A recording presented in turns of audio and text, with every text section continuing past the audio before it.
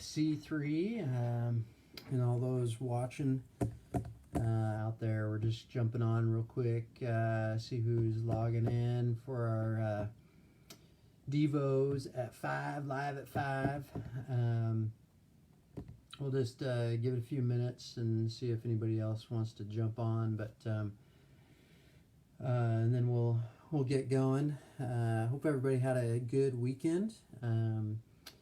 My sons all graduated. Lucas is all graduated, so that was kind of a interesting experience. Had a whole bunch of family come into town, and it was crazy because Wednesday before this weekend, this big weekend,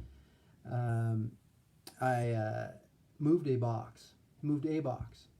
So I've been doing this project in my backyard, like building this retaining wall, right? These 70-pound bricks, right? Moving them. And crazy, I move a box and I throw my back out. And I've done that a couple other times.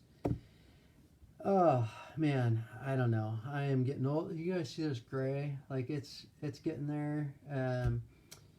So it was rough. And so I went through this whole weekend. It was a great weekend. I was a little sore and in some pain, but good. I got a couple people here. Good. It's good to see you guys.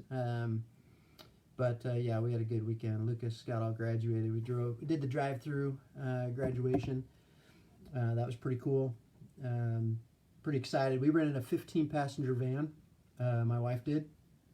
And at first I thought, this is just goofy. You know, we decorated it all up and got everybody in there, and man, people were just hooting and hollering. My family, or and Nicole's family, were hooting and hollering for this kid, my son, and I think he was embarrassed, but I think he loved it, and so we had a really good time, and it was exciting to see him walk. He actually got to walk across the little stage and all that kind of stuff. But yeah, so it was a good weekend. And then, man, you guys can be. Normally, I wouldn't be sharing this, but my father-in-law came and he has these little dogs, and I had so many dogs in my house. It was kind of a rough one, but had a little dog. Ario was her name, and a little Shih Tzu, and she was having some breathing problems, had some heart issues. Well, she died yesterday, and so we were praying for him, and I know that was a good companion for him, and so just thinking about that. But yeah, so we'll get started. So I'm going to share a passage that's near and dear to my heart. And with all this unrest, all this stuff that's going on, it was just, man, tugging at me today. It was a struggle, so I just had to take some time, and I always get drawn into this message. And I got a special guest with me today. No, I asked a couple people if they could come, and they were all busy. So we've got this Fred. I don't know what his name is, but he was a guy that we used for VBS. We made a dummy that slid down from up on top and slid onto the stage, and yeah. So this was Dylan's lookalike. For those of you that know Dylan, he's our technical director. But so this guy will be hanging out with us today. So anyway, it makes me feel like I have somebody here supporting me, So anyway. Yeah, so some of you may or may not know, but I grew up in a tough house. From time to time, there was some rough things going on in my house. My dad was hard to get along with at times. He was an alcoholic and was abusive. Well, one afternoon, it was actually in the afternoon, he had been getting drunk and started hitting on my mom. And normally we would cower in our bedrooms and just hide and be scared and hope everything's okay. And this one particular day, I decided that I was going to do something about it. That I decided that I was not going to put up with it anymore. And so I grabbed, at the time, my tennis racket, of all things. And I went out there, and he was on top of my mom. And I hit him. I just reared up and whacked him, and it stunned him, but didn't do as much damage as I was hoping for, right? So I took off running. The police had already been called, unbeknownst to me. I didn't know that, but they were called. And I remember running to a park. I lived in Spokane, and I ran, and I had one of those a little Bible with me, and I ran all the way up to this park and sat down. And I don't know if you've ever just opened a Bible and said, "Okay, Lord, talk to me." I wasn't a Christ follower. I hadn't accepted Christ at that time. But it's funny that when we're at our desperate times, we turn to God. And I remember opening up the Bible, and I turned to 1 Samuel. Of all the scriptures I could have turned to 1 Samuel, and there's a story. And this has a point, but there was a story about Samuel and Eli, and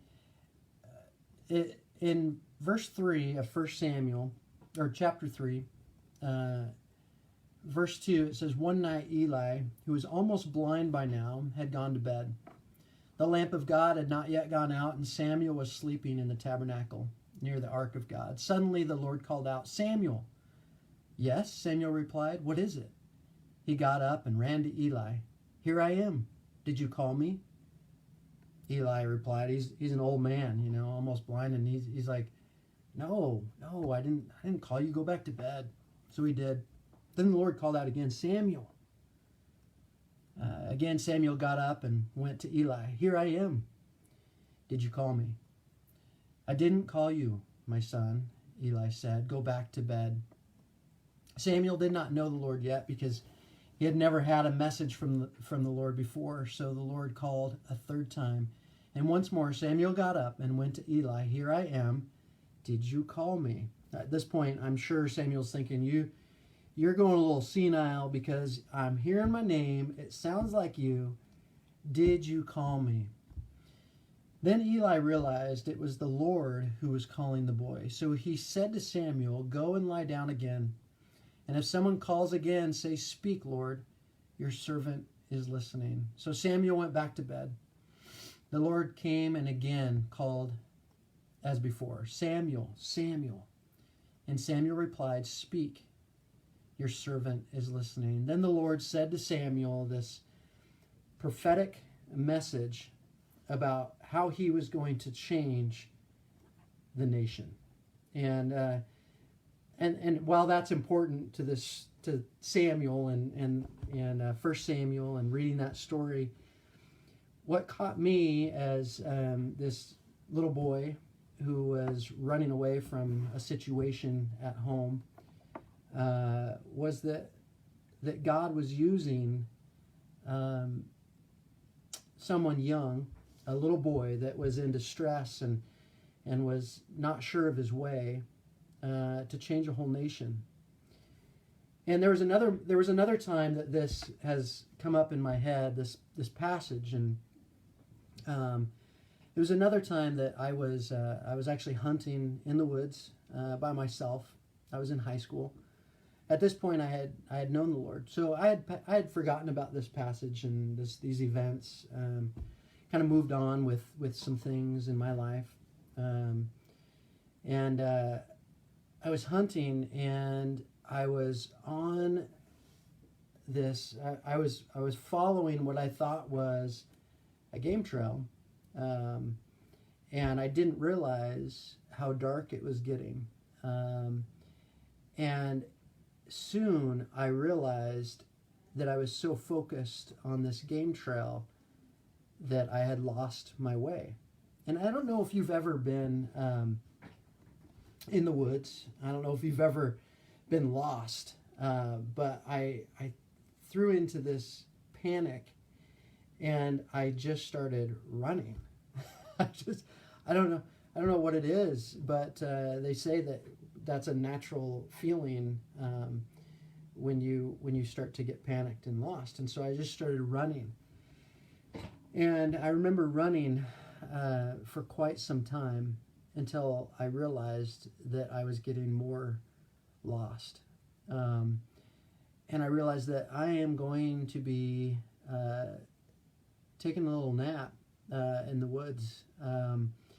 And so I stopped, and it started to get pretty dark, and I found a spot, and I tried to get as much sleep as I could, waited for morning. And when morning came, I finally had my senses about me, but I was reaching out to the Lord, and He brought this passage back to me.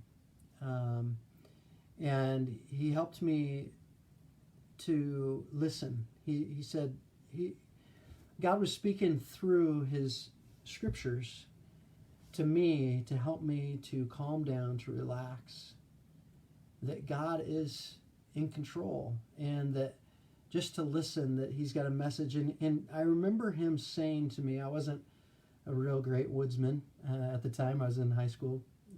Probably silly for me to go by myself out in the woods. But He told me to climb up to the top of where I didn't realize where I was until morning hit. And so I climbed up to the top of this hill, and I looked out over, and actually I was very close to where I had parked, and I could actually see my truck. And it dawned on me that God the whole time was looking out for me, even in my distress. And so I go back to the time when I was younger, going through a lot of turmoil and running from this situation, and then my feeling lost in the woods, and I've had that same feeling today, feeling a little bit lost, a little bit like what is going on? What is happening right now, and why is it causing so much anxiety and these feelings of lack of control, as if we ever had any, but feeling like just waiting and waiting for something to happen, right? Like what's to come. And so I remembered this passage, and I want to share it with you today because I think it's not exactly what the author is trying to get at, but I think for me, it has deep meaning and help in my times of stress and anxiety, whatnot. But that God is still speaking in the midst of all this, but we've got to slow down. We've got to open our ears, and we've just got to listen to His leading. He is the same God, and He wants us to still spread His message of hope, reconciliation, forgiveness, that there is still all of that happening in the midst of chaos, in the midst of all of this happening around us. God is still calling us to share with others. So that's kind of what I want to leave you with. You can be praying for me and my back. I just had a whole bunch of lumber delivered to my house. I've got a shed to build. So, I'm going to be lifting a lot of lumber. And so anyway, I hope that helped somebody out there. I hope that you guys find comfort. Yeah. So if anybody's got any prayer requests out there, C3 has always got their doors open.